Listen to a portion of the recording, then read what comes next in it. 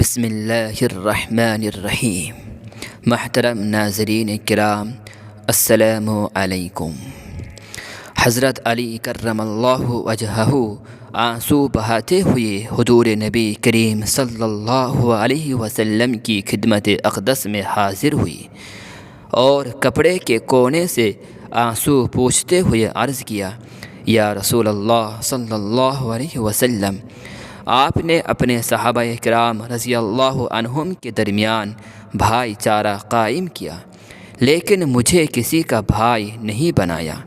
نبی کریم صلی اللہ علیہ وسلم مسکرائے اور ان کو اپنے ساتھ بٹھایا اور اپنے سینہ سے لگا کر فرمایا، تم دنیا و آخرت میں میرے بھائی ہو۔ پھر لوگوں کے عام مجمع میں یہ اعلان فرما دیا، لوگو، اے علی رضی اللہ عنہ میرا بھائی ہے، اے علی رضی اللہ عنہ میرا بھائی ہے۔